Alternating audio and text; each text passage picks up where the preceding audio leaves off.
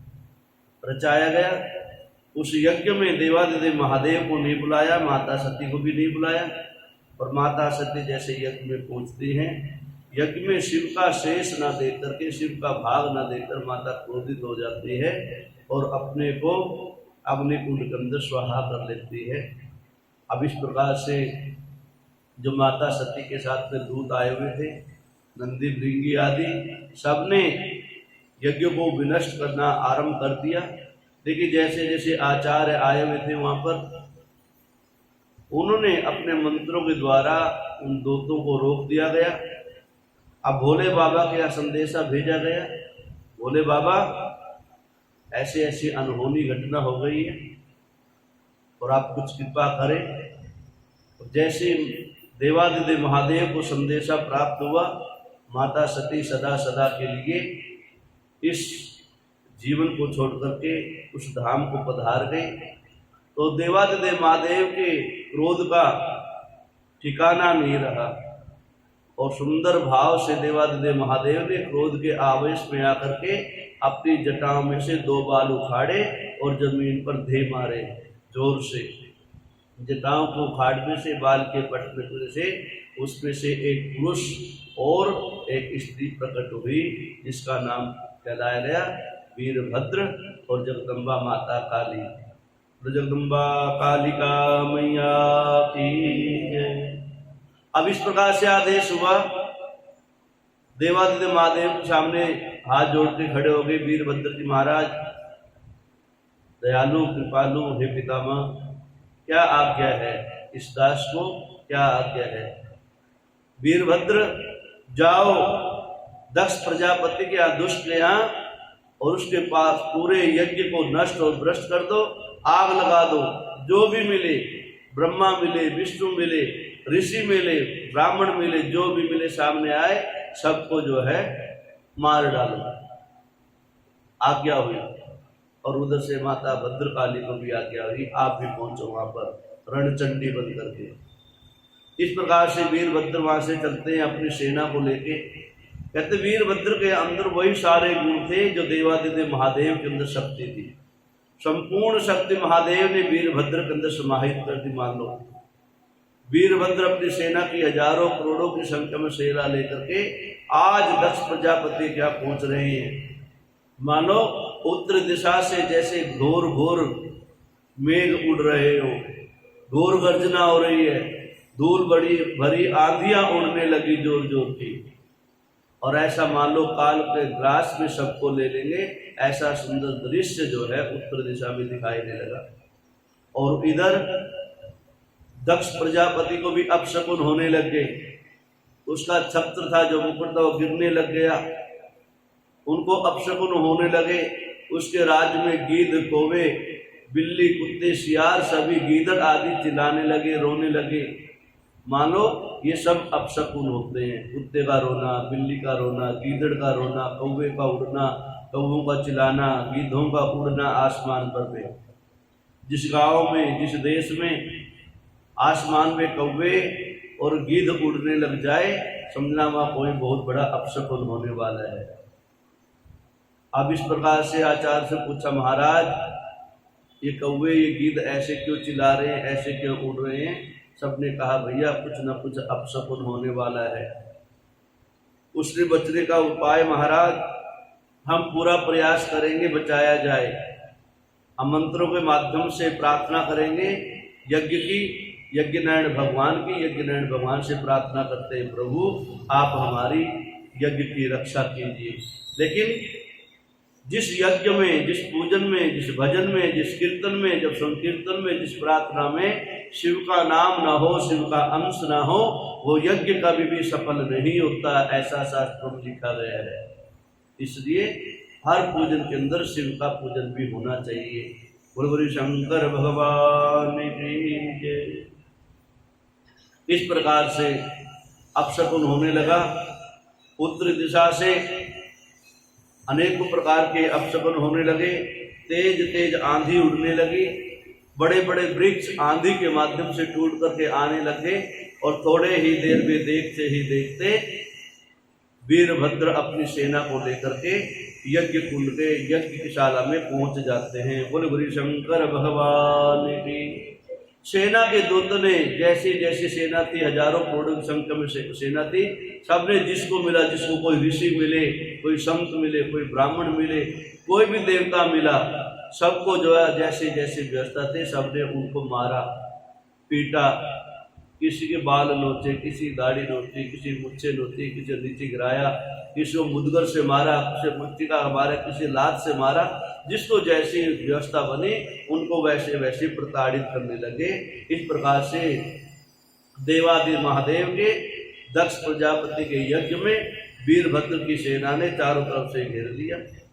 अब इस प्रकार से मारते मारते वीरभद्र के सामने दक्ष प्रजापति का आना हो गया और दक्ष प्रजापति को घुमा के एक ऐसा जोर का घूसा मारा, उसका सर उसके धड़ से अलग हो गया। बोल गुरु शंकर भगवान की।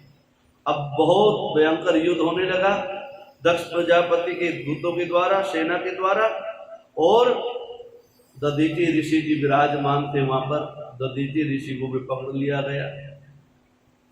कहते हैं उस यज्ञ में, जिस यज्ञ में, जिस पूजन भजन में शिव का अंश ना हो, वहां किसी देवता को जाना ही नहीं चाहिए। जिस जगह शिव का पूजन ना होता हो, जानबूझ के नहीं किया जाता हो, उस यज्ञ में मान लेना चाहिए कुछ न कुछ अपयश होगा, अपशकुन होगा। इसलिए अब इस प्रकार से ब्रह्मा जी प्रार्थना करते हैं, हे देवादिदेव महादेव कृपा करो, कुछ तो दया दृष्टि करो। अब सब अपने अपने प्राण बचाने के लिए भाग रहे। ब्रह्मा जी एक तरफ जा रहे हैं, विष्णु जी बैठे हुए थे, अरे भैया ये तो बहुत ज्यादा हो गया। कहते हैं विष्णु जी का वीरभद्र के साथ में घोर युद्ध हुआ, घोर युद्ध हुआ। काफी समय तक चलने वाला युद्ध हुआ वीरभद्र का, और इतना भयंकर युद्ध हुआ कि जब विष्णु से ही युद्ध होने लग गया तो मान लो अब किससे युद्ध नहीं होगा और किसको हरा नहीं पाएंगे। यार होता बेटा, बोलो शंकर भगवान की जय। अब इस प्रकार से जैसे जैसे युद्ध चल रहा है, विष्णु भगवान ने देखा, विष्णु भगवान ने देखा अब मेरे द्वारा भी सेना नहीं हराई जाएगी। विष्णु भगवान ने ध्यान लगाया ये तो सब उस देवादिदेव महादेव का ही कुछ प्रकोप है, इसलिए बचा जाए उससे। विष्णु भगवान जी वहां से अंतर ध्यान हो जाते हैं। बोले गुरु शंकर भगवान की। अब इस प्रकार से शांति कैसे प्राप्त हो, ब्रह्मा जी, विष्णु जी, सभी देवताओं जो पकड़े गए, जो बच गए थे, भागे भागे विष्णु भगवान जी इसको लेकर के सारे सभी मिलकर के देवादिदेव महादेव के शरण में पहुंचे।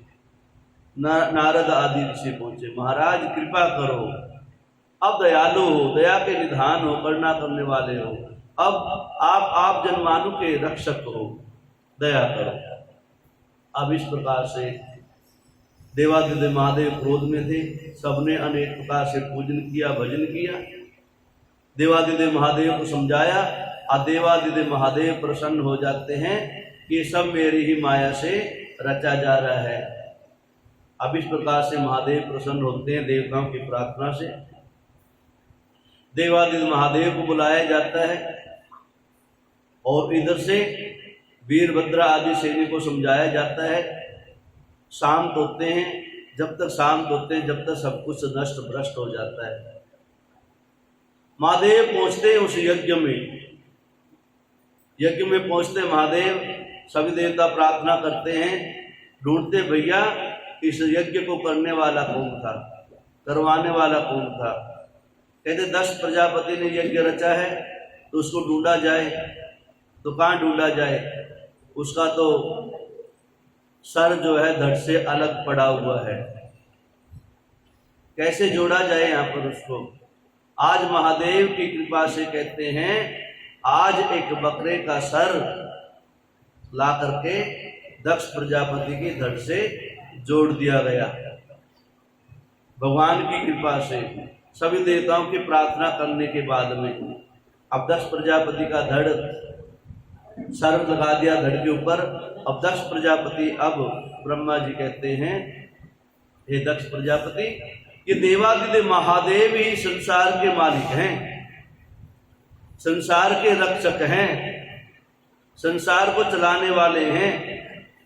आदि भी ही है, अंत भी ही है, संसार को बनाने वाले भी ही है, पालन करने वाले भी ही है और संहार करने वाले भी यही है। हम तो केवल निमित्त मात्र हैं, इनकी ही कृपा से सब कुछ चलता है। हम तो थोड़े थोड़े अंश हैं इनके। ये आदि देव है, महादेव हैं, और इनके लिए तुमने इतना बड़ा कुकृत्य किया, इनका भाग नहीं दिया। ये बड़ा अपयश है, तुमने जानबूझ करके क्रोध में आकर के ऐसा कृत्य किया है, इसलिए तुम्हें यह दंड प्राप्त हुआ है। ब्रह्मा आदि देवता प्रार्थना करते हैं, देवा महादेव इस जीव के ऊपर कृपा करो, ये भी तो आपका ही दास है, ये भी तो आपका ही भक्त है, और आपका तो सगा संबंधी है, आपके तो ससुर लगते हैं, इसलिए इनके ऊपर कृपा करो, दया करो। महादेव की कृपा से आज दक्ष को ज्ञान प्राप्त होता है, और सारे देवता मिलकर के प्रार्थना करते हैं, हे देवादिदेव महादेव, कोई भी यज्ञ हो, कोई भी भजन हो, कोई भी सत्संग हो, अनुष्ठान हो, यज्ञ करते समय, स्वाहा आहुति देते समय जो भी वस्तु स्वाहा के बाद में जो भी चरु समिधा सामग्री जो बाहर रह जाती है, वो सारा शिव के गणों के निमित्त होती है।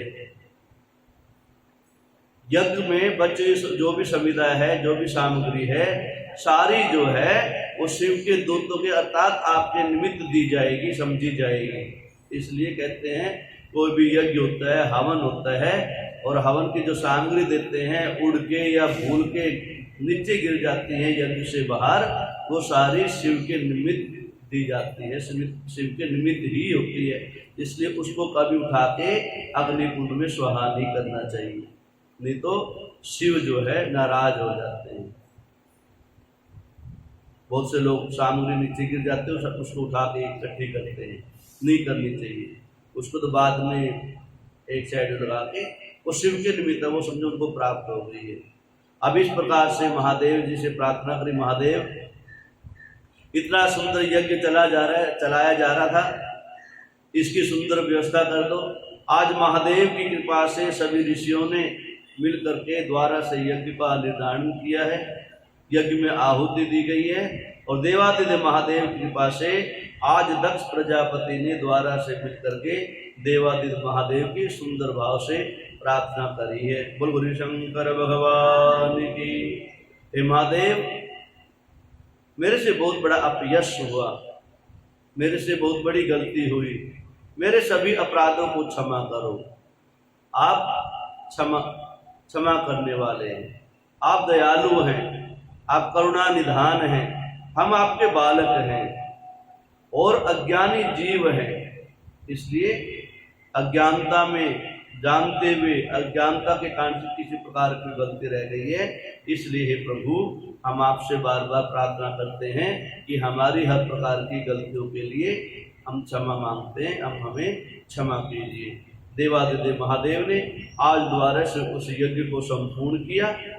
यज्ञ को संपूर्ण करके दक्ष प्रजापति ने सभी यथा योग्य सबको यज्ञ की दक्षिणा दे करके, ब्राह्मणों को गौदान आदि दे करके अपने यहाँ से आदर से सबको विदा किया। बोल गुरु शंकर भगवान की जय।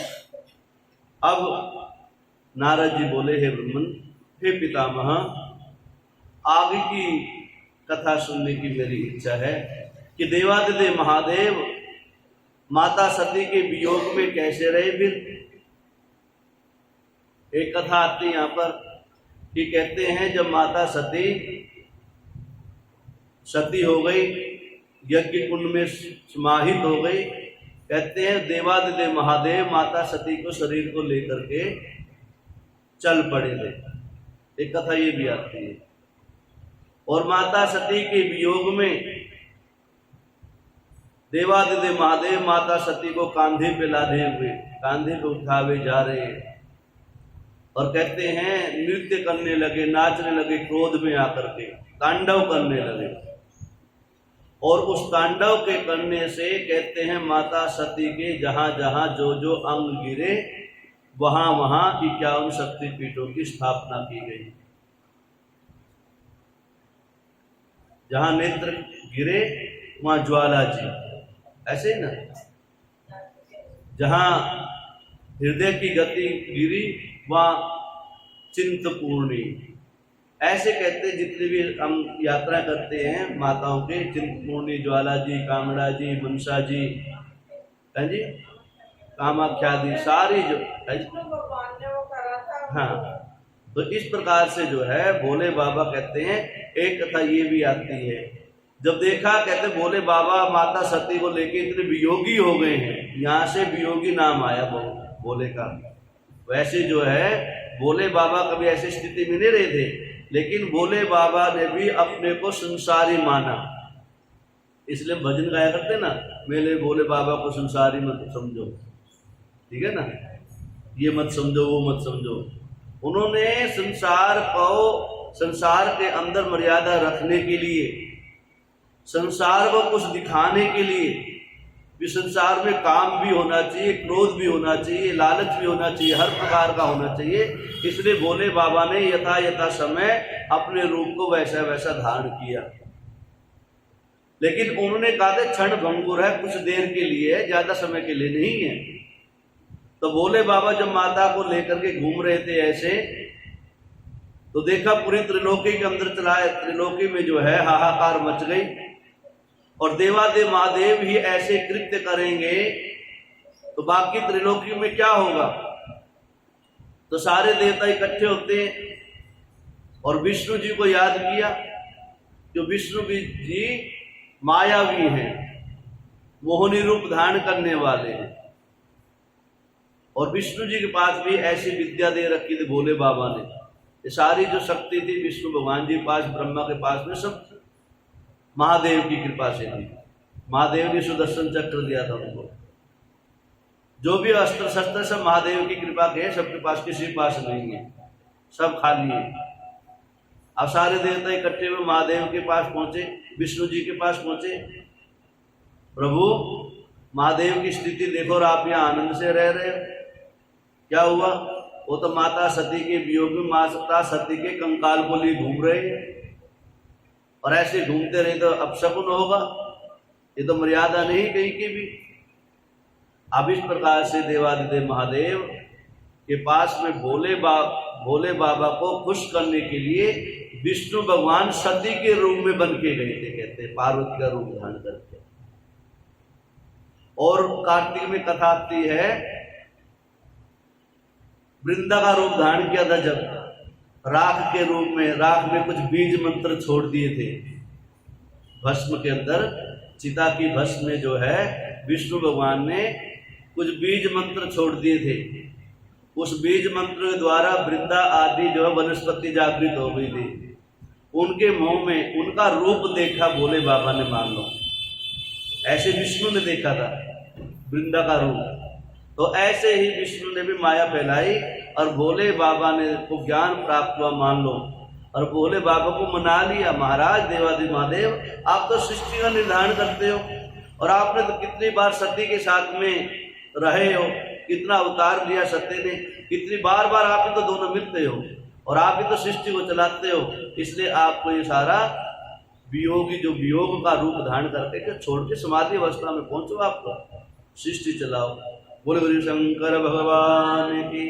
इस प्रकार से देवादिदेव महादेव को एक कथा के माध्यम से ऐसे भी इस कथा को बताया गया है। विष्णु भगवान ने महादेव को समझाया, और महादेव फिर जो है सती के शरीर को छोड़ करके फिर सदा सदा के लिए समाधि अवस्था में आ गए। बोल गुरु शंकर भगवान की। नारद जी पूछे हैं, हे पितामह, उसके बाद में भोले बाबा ने क्या किया, आगे की कथा सुनने की इच्छा है। माता पार्वती सती कहाँ पर जन्म लिया, अगला जन्म कहाँ पर हुआ, किसके यहाँ हुआ, क्यों हुआ, क्या कारण बना, वहां की कथा कहते हैं। कहते हिमाचल जो प्रदेश है, हिमालय जो पर्वत है, वो हिमालय पर्वत हिमाचल राजा के नाम से प्रसिद्ध हुआ। उस प्रदेश के राजा हिमाचल, और उनकी धर्मपत्नी का नाम मैना, ऐसे ही है ना। और पूर्व जन्म की कथा बताते हैं इनकी कि मैना कौन थी, इनके पूर्व जन्म की कथा भी आती है। कहते जब सृष्टि का क्रम चल रहा था, जब सृष्टि का क्रम चल रहा था, उसमें पितरों की उत्पत्ति हुई, अप्सराओं की उत्पत्ति हुई। उनसे जो है मेनका नाम की एक अप्सरा हुई, जो ब्रह्मलोक में रहती थी। ये साक्षात में देवी का रूप थी, शक्ति का रूप थी। इस प्रकार से कहते हैं मेनका, धन्या और कलावती, तीन नाम की जो है बहनें थी, मेनका, धन्या और कलावती। मेनका तो आगे चल करके हिमाचल के यहाँ पहुंचती हैं, और धन्या आगे चल के राजा दशरथ के यहाँ पहुंचती हैं, और दूसरी जो बताई गई है कलावती, कलावती कथा आगे आएगी। उनका भी जो है कहाँ पहुंचेंगी वो, वसुदेव जी के घर में, कृष्ण जी का जब जन्म होगा। इन दोनों तीनों बहनों की कथा वहाँ पर जुड़ती है। वही आगे चल के माता पार्वती बनती है, वही जो है सीता बनती है, और फिर जो है वही कलावती राधा के रूप में प्रकट होती है। ये इनको सदा सदा इनकी परिपाटी चली आ रही है। ये भगवान देवादिदेव की, महादेव की कृपा है। इस प्रकार से कहते हैं इन देवियों को जब कृपा होती है और महादेव की जब कृपा होती है, जब ऐसी सृष्टि रची जाती है। अब एक बार की बात है, राजा हिमाचल यज्ञ कर रहे हैं, तप कर रहे हैं, भजन कर रहे हैं, और आज महादेव से प्रार्थना करते हैं महादेव, और महादेव से प्रार्थना करते हैं महादेवी, आपकी यदि कृपा हो जाए इस जीव के ऊपर तो हमारा जीवन निर्मल हो जाए, हमारा जीवन यशस्वी हो जाए, कीर्तिवान हो जाए हमारा जीवन, आप यदि कृपा कर दो ऐसे। तो रात दिन जैसे राजा बने हिमाचल, देवादिदेव महादेव का पूजन करते और अपने इष्ट देवी कुल देवी का पूजन करते, भगवती जगदम्बा का। पूजन और भजन के माध्यम से कई वर्षों तक पूजन किया, भजन किया, यज्ञ किया, तप किया, और तप के बल से आदिदेव महादेव की कृपा से और जगदम्बा की कृपा से आज हिमाचल को प्रार्थना के स्वीकार करने के बाद में आशीर्वाद प्राप्त हुआ। हे हिमाचल, मैं साक्षात में आदि जगदम्बा आपके घर के अंदर प्रवेश करूंगी, आपके यहाँ पर जन्म लूंगी, अवतरित होंगी। आज हिमाचल और मैना रात दिन हरि का चिंतन, प्रभु का चिंतन, भगवती का चिंतन कर रहे हैं, और चिंतन करते करते करते आज कृपा होती है प्रभु की। तप के बल से उनके घर में एक सुंदर कन्या का जन्म होता है। बोल गुरु शंकर भगवान की। संत महात्मा आते हैं, बधाई देने आते हैं, और आज हमारी शीला माता के यहाँ पर भी है ना, क्या बोलते, पढ़ना नहीं सड़ना नहीं, हाँ, इनकी देवती के पोता लड़का हुआ है। तो सब बधाई हो सबकी तरफ से आपको द्वारा से। बोलो गुरु शंकर भगवान की। अब इस प्रकार से कहते हैं देवादिदेव महादेव की कृपा होती है, जगदम्बा की कृपा होती है, और एक कन्या का जन्म होता है। ब्राह्मणों को, संतों को बुलाकर, ऋषि महात्मा बुला करके जात कर्म होता है, और आज उस कन्या का नाम रखा जाता है पार्वती, उमा। और नारद जी भी पहुंचते हैं वहां पर आशीर्वाद देने के लिए, और नारद जी तो सदा सदा रहते हैं साथ में। नारद के बिना तो कोई कथा पूरी होती ही नहीं, ऐसे हैं नारद, परम भक्त हैं प्रभु के। बोलो गुरु शंकर भगवान की।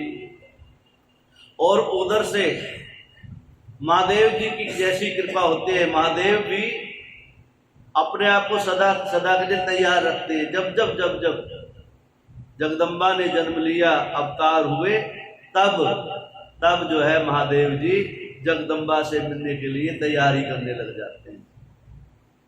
महादेव जी को भी ललक लगी, देखा जाए पहुंचा जाए। कहते महादेव जी पहुंचे वहां पर दर्शन देने के लिए। क्यों? जिस जीव का जन्मों का रिश्ता हो भगवान का, तो भगवान उसको बार बार दर्शन देने पहुंचते हैं। और ये कोई ऐसा वैसा रिश्ता नहीं है, ये तो अटूट रिश्ता है। मानो भगवान जी स्वयं पहुंचे वहां पर रूप धारण करके, उमा को मिलने के लिए, पार्वती से मिलने के लिए, दर्शन देने के लिए और कहने के लिए, चिंता मत करना मैं यहीं हूं। हाँ, बोल गुरु शंकर भगवान की। अब इस प्रकार से सभी बधाइयां देने आ रहे हैं। नारद जी पहुंचते हैं, जात कर्म संस्कार होता है, नारद जी के द्वारा ग्रह गोचर देखे जाते हैं। माता मैना पूछते हैं, महाराज, हे संत महाराज, आपकी बड़ी चर्चा सुनी है, आपकी बड़ी चर्चाएं सुनी है हमने। आप त्रिलोकी में भ्रमण करने वाले हो और आप हर प्रकार से जानते हो, भूत भविष्य वर्तमान के तीनों कालों की बातें आप जानते हो। आप जिसकी भी मस्तक रेखा देख लेते हो उसके विषय में सही सही बता देते हो। हाँ देवी, ये बात तो सही है माता, कहो क्या करना है। कहते हैं तो इस बच्चे का जात कर्म बताओ। नारद जी ने जनपत्री खोली, पत्रा खोला, देखा माता टेंशन लेने वाली बात नहीं है, यह आदि जगदम्बा है, ये आदि जगदम्बा है। इनके हजारों नाम होंगे, सहस्रों नाम होंगे। कोई दुर्गा, कोई काली, कोई चंडी, कोई वैष्णवी, कोई तारा, कोई कुंती, कोई मंदोदरी, कोई अहिल्या, कोई पता नहीं क्या क्या नाम, हजारों की संख्या में इनके नाम होंगे। लेकिन जात कर्म के हिसाब से, जनपत्री के हिसाब से इनका नाम पार्वती रखा जाता है। पार्वती के नाम से विख्यात होंगी। पूर्व जन्म में ये सती के नाम से विख्यात थी। कोई इनको विंध्यवासिनी कहेगा, कोई इनको छिन्नमस्ता कहेगा, कोई ब्रह्माणी कहेगा, कोई रुद्राणी कहेगा। जिसको जो लगेगा वो भगवती का नाम उच्चारण किया करे। इनके हजारों नाम होंगे। और माता और कुछ इच्छा हो, इसका जीवन कैसे रहेगा? जीवन की मत पूछो देवी, जीवन बहुत अच्छा रहेगा इनका। जब इनके हजारों नाम होंगे तो हजारों नाम होंगे तो यशस्वी तो है ही।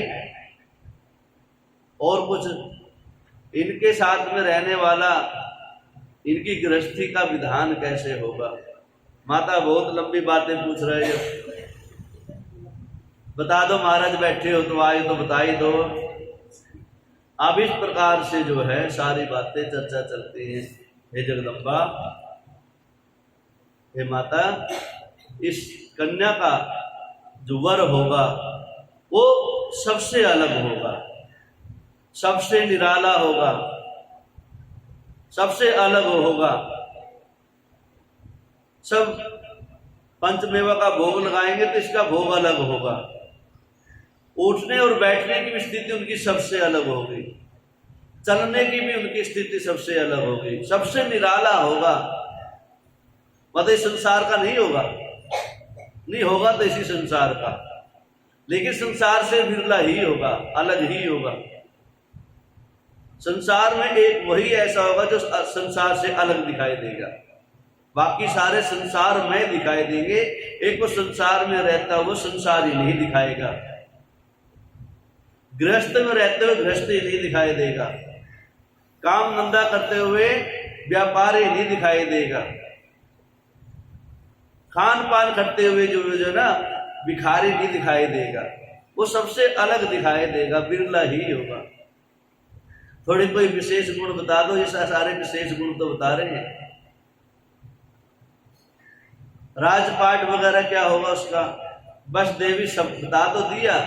दुनिया राजपाट में लगी रहेगी, काम धंधे में लगी रहेगी, वो सब कुछ छोड़ करके त्याग ही रहेगा। सबसे बड़ा त्याग करने वाला वही होगा।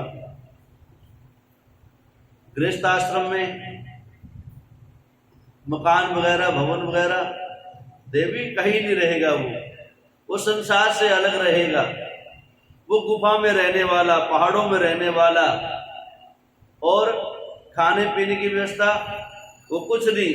संसारी लोग जिसको भोग बोलते हैं उस भोग से अलग रहेगा। वो वियोगी होगा, वो परम योगी होगा, और वो संसार की चीजों को खाने वाला नहीं होगा, संसार से अलग चीजें खाने वाला होगा, औषधियों का खाने वाला होगा, केवल औषधियां ही खाया करेगा। घास फूस बिल्व पत्र जो मिल गए उनको ही पान किया करेगा। वो अलमस्त होगा, सदा सदा निराला है। तो मेरी पार्वती कहाँ रहेगी?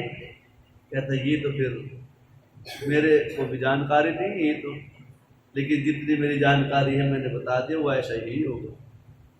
माता मैना के शरीर में पसीना आ गया, महाराज बस करो, ऐसा गृहस्थी, ऐसा योगी तो हमें चाहिए ही नहीं है।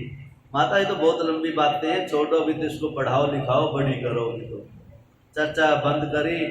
नारद ने देखा माता कभी रोने गिड़गिड़ाने लग जाए, आज की दक्षिणा भी मारी जाएगी, उससे पहले जो है ओम में स्वय करके, माता अब मैं चलता हूँ, ठीक है ना, आगे की व्यवस्था बाद में बताऊंगा। बोल गुरु शंकर भगवान की। अब इस प्रकार से जैसे जैसे माता पार्वती बड़ी होती गई, घर की जैसे सुंदर व्यवस्था थी, माता पार्वती को गुरु के द्वारा दिया हुआ मंत्र ओम नमः शिवाय। बोल गुरु शंकर भगवान की। ओम नमः शिवाय। हरि ओम नमः शिवाय। हरि ओम नमः शिवाय। हरि ओम नमः शिवाय। हरि ओम नमः शिवाय। हरि ओम नमः शिवाय। हरि ओम नमः शिवाय। हरि ओम नमः शिवाय। हरि ओम नमः शिवाय। हरि ओम नमः शिवाय। हरि ओम नमः शिवाय। हरि ओम नमः शिवाय। हरि ओम नमः शिवाय। हरि ओम नमः शिवाय। हरि ओम नमः शिवाय।